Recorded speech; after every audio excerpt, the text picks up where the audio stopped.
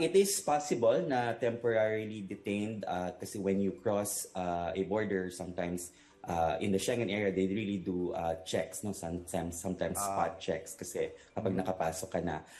I am doubtful if a release is made after a temporary hold. That will depend on the circumstances kasi hindi naman hahayaan ng bansa yung isang tao na in the first place walang proper travel documentation or entry permit into their country na magliwaliw, no, o mag-roam around their own country kasi yun nga yung punto, yung dapat hindi siya makapasok kasi walang visa.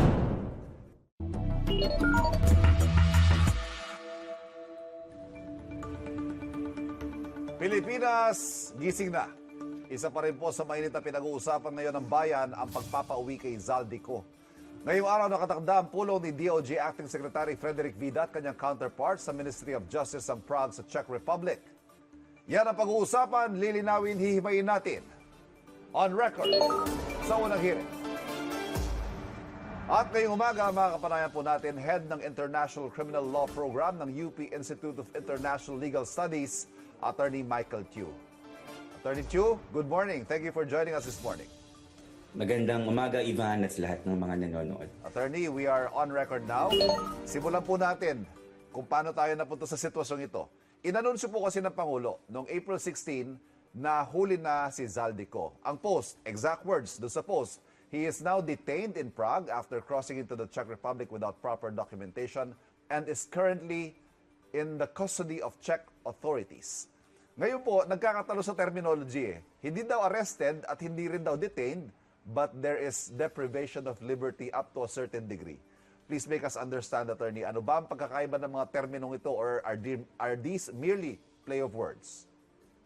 They do have differences even in Philippine law, but I suppose that yung authorities are making that distinction because there are certain protections under certain European and Czech laws as well. So arrest will mean that there is a proceeding that had led to that arrest, usually a criminal proceeding, and that might mean protections such as rights of the accused or fair trial protections. No? So kaya iniingatan nila yung paggamit ng word na yan. Whereas if detention or custody under immigration laws, that puts it within the realm of administrative action or the executive action. Okay. Without going into the truthfulness or accuracy of that statement, do sa post na yon, ibase lang po natin sa batas, ano kaya ang maaring maging basis para ma-detain ang isang foreign national tulad ng sa sitwasyon ni Zaldico? Right. So detention at the border or deprivation of liberty to that extent, the basis of that might be no proper documentation, no travel documents or permit to enter a particular country. No, another one would be that they are in a particular list. No, so an Interpol, for example, that already issued a red notice, for example, that a person is wanted in another jurisdiction or has a pending warrant of arrest. That might also be a basis of a temporary hold.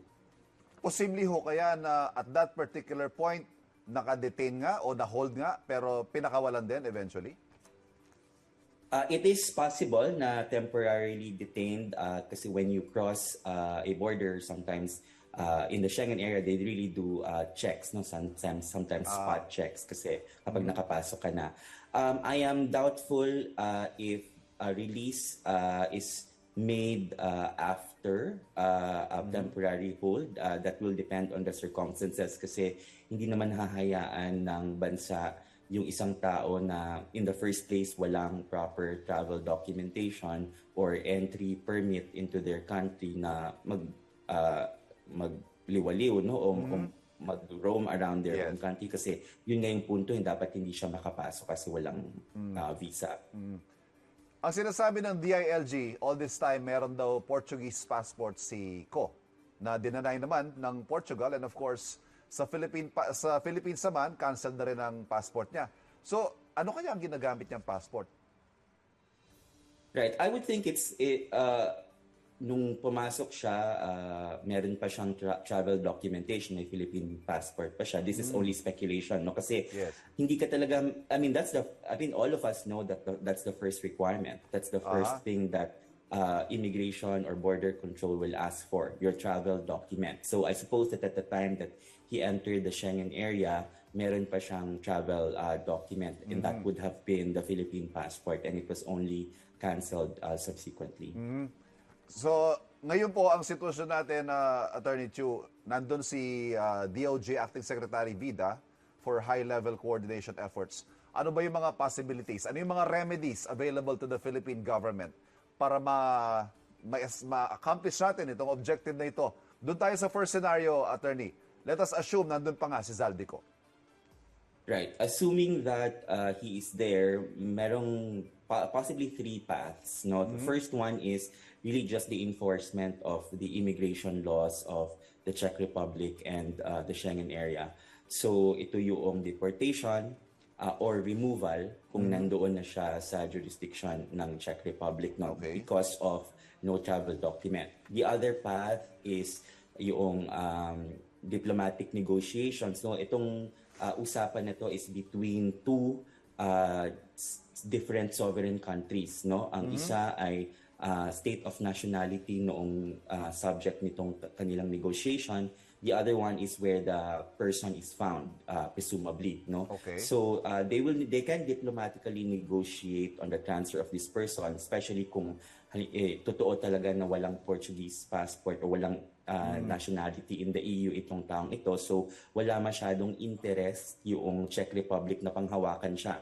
Kasi walang protections na mag-a-apply except na lang kung merong claims na ilahad si Zaldico, for example, that might trigger the application of the European Convention on Human Rights, no. So basically human rights concerns na pwede niyang ilahad, no.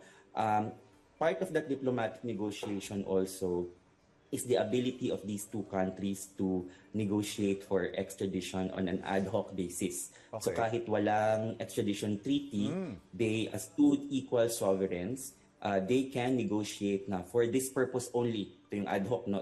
Sa pagkakataon lamang na ito ay ita-transfer yung custody kasi wala ngang concern yung Czech Republic sa taong ito. The other possibility is yung naririnig natin from the DOJ na pag-invoke ng extradition provisions ng UN Convention Against Corruption. Yes. No? That convention does say na kapag walang extradition treaty yung dalawang bansa na signatory, pwede nilang gamitin yung extradition provisions in the UNCAC to extradite. But again, that's still subject to both of their discretions. Okay.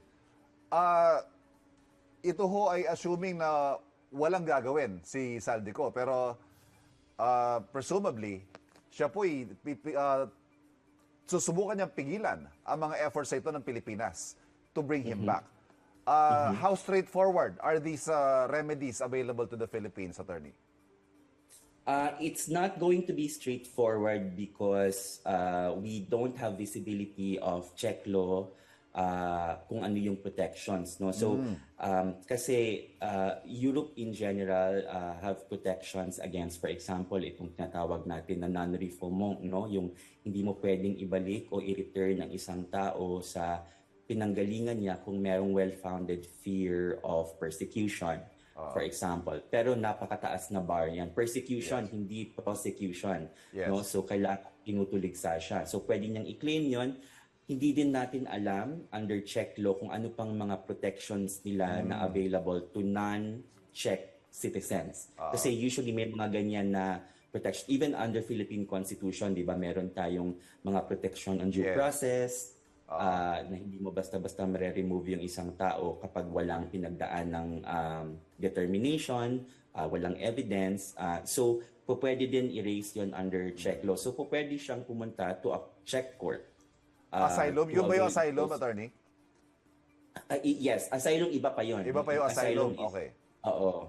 Yung Na pwede rin gawin pwede ni Zaldico. Pwede rin siya mag-apply ng asylum na makakapagpatagal din sa proseso ng pagpapauwi sa kanya. Correct. Pwede siyang mag-apply ng asylum. Although again, may initial determination, may initial interview ang asylum usually na mag-screen, no? Yes. Magsasala ng mga unfounded claims. So kailangan doon pa lang mapatunayan niya na meron talaga siyang well-founded fear na pasok sa grounds. Kasi ang grounds ng persecution, for example, would be race, religion, nationality, political opinion, at membership in a social group.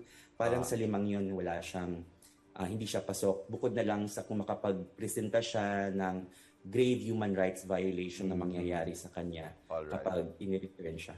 Attorney, dito naman tayo sa alternate scenario na inamin ni Secretary Vida na posible na wala na raw si Zaldico sa Czech Republic. Ano naman ang mga pwedeng gawin ng Pilipinas kung ganito nga ang sitwasyon? In this case, limitado talaga, no? Kasi kung walang information at all kung nasaan siya, walang direktang link na mamimake in any jurisdiction. So of course, magiging critical dyan yung participation ng Interpol na mag-i-issue ng notices to sa mga miyembro niya, and therefore everybody will be on the lookout for this person. Europe, for example, has technologies including facial recognition that might identify this person kung halimbawa pag-ala-gala siya sa isang lugar na merong ganung mga cameras, no? But that's very, very tricky and it's not a done deal, no? So kung mahuli siya, so in that case talagang kailangan niya ng kooperasyon at information sharing from all relevant jurisdictions. Makakatulong kung lumabas yung red notice, Attorney? Makakatulong kasi mas may basihan yung mga jurisdiction na maging alert at talagang mas aktibo na tumingin kung halimbawa yung taong nanay yon ay nasa jurisdiction nila. All told, Attorney, gaano ka-realistic yung sinabi ng Pangulo na we will bring him home, he will answer to the Filipino people? At some point, I think it will come to fruition kasi hindi ko alam kung gaano katagal, yun hindi natin masasabi, no? Pero I think kasi in this case, kung walang nationality na iba, si Zaldico, at matagpuan siya, walang ibang bansa na may interest na panghawakan siya. Bukod nga doon sa kung makapagpresenta siya, kasi sa Europe sobrang nilang protective of human rights.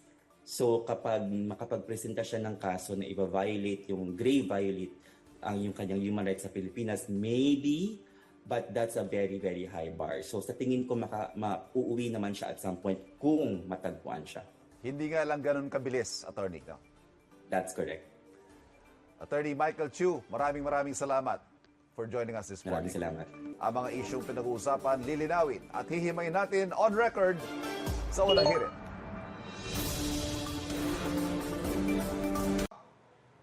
Ikaw, hindi ka pa nakasubscribe sa GMA Public Affairs YouTube channel?